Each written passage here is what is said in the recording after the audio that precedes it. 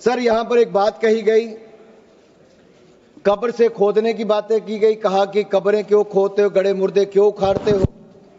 मैं भी ये कहना चाहता हूं, दुनिया कहां की कहां पहुंच गई।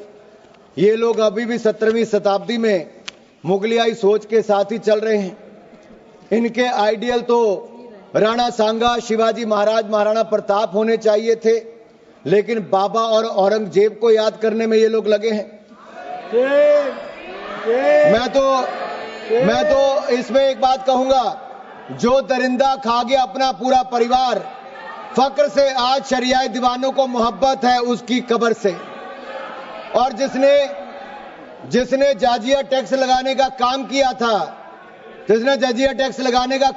था, आज उसको ये लोग याद करते हैं। जिसने धर्म के नाम पर हिंदुओं पर टैक्स लगाने का काम किया था, आज उसकी कब्र को याद करने का काम ये करते हैं। आप फाइनेंस बिल पे और यही नहीं, इसके अलावा याद करिए इंदिरा गांधी जी का समय 93.5% 93.5% टैक्स लगाने का काम, आप फाइनेंस पे 93.5% टैक्स लगाने का काम इंदिरा गांधी जी ने किया था।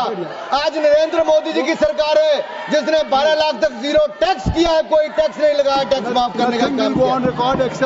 और जहां तक जीएसटी अपीलेट ट्रिब्यूनल की बात है, जीएसटी अपीलेट ट्रिब्यूनल भी हमने बना दिया है, संजय मिश्रा जी उसके चेयरमैन हैं।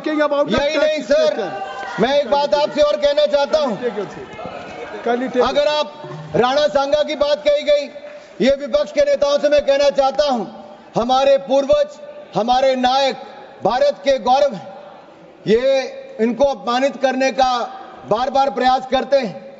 उनकी छवि को धूमिल करने की इनकी आदत बन गई है। सर, मैं पूछना चाहता हूं, वोट बैंक के लिए स्वाभिमान को कितनी छोड़ दोगे, कितना नीचे गिर जाओगे। मैं कहूंगा, वीर कभी मरते नहीं, वो सदा जिंदा रहते हैं, कभी दिलों में, कभी इतिहास में अमर रहते हैं। साहस इतना था शूरवीर राणा सांगा में, भर देश के दुश्मन कांपते थे थर थर। मेवाड़ शिरोमणि को तुम नीचा क्या दिखाओगे, मुगलिया सोच की औलादो, जिनके 80 घाव थे तन पर, व्यथा नहीं थी मन में। आज अगर राणा सांगा जिंदा होते तो तुम जैसे दूर कोने में बैठकर टोपियां सिल रहे होते। सर, यही नहीं, अगर मैं बात करूं, आज मुस्लिम आरक्षण की बात करते हैं, बाबा साहब अंबेडकर के संविधान की कॉपी को लेकर जाते हैं। अरे संविधान को पहले तार-तार करने का काम आपने इमरजेंसी के समय किया था, आज मुसलमान को आरक्षण देने की बात करते हो। तुष्टीकरण की राजनीति के लिए मुसलमानों के ठेकेदार बनने का काम करते हो। सबके हक की बजाय मुस्लिम परस्ती में मशगूल कांग्रेस, क्या आप मुस्लिम लीग बनाने की बात करते हो। अरे गांधी जी, महात्मा गांधी जी और सरदार पटेल जी के देश में आप जिन्ना का मुल्क बनाने की सोच मत रखो। हम जिन्ना का मुल्क कभी नहीं बनने देंगे। माननीय अध्यक्ष जी, माननीय सभापति जी, ये बात करते थे जॉब क्रिएशन की। आप फाइनेंस बिल। माननीय सभापति जी, ये जॉब क्रिएशन की बात करते थे। मैं कहना चाहता हूं, हमने पिछले साल ही 4.6 करोड़ नई जॉब्स, नया रोजगार अगर हुआ है तो इस देश में नरेंद्र मोदी जी की सरकार हमारे प्रयासों कर। स्टार्टअप्स भी 1,60,000 तक हो गए। यही नहीं, कोविड के बाद भी उससे लड़ने, उससे निकालकर हमने मॉरिटोरियम पीरियड भी दिया। 4 लाख करोड़ रुपया बैंकों के माध्यम से देश के काम करने वाले व्यापारियों को नरेंद्र मोदी जी की गारंटी पर 20% एडिशनल वर्किंग कैपिटल हमारी सरकार ने दिया था। आपके समय 12 में से 11 बैंक पीसीए फ्रेमवर्क में थे। देश की जनता का पैसा लगा, बैंक डूब जाते, लेकिन नरेंद्र मोदी जी की सरकार आने के बाद 12 के 12 बैंक आज मुनाफे में, मजबूत स्थिति में है।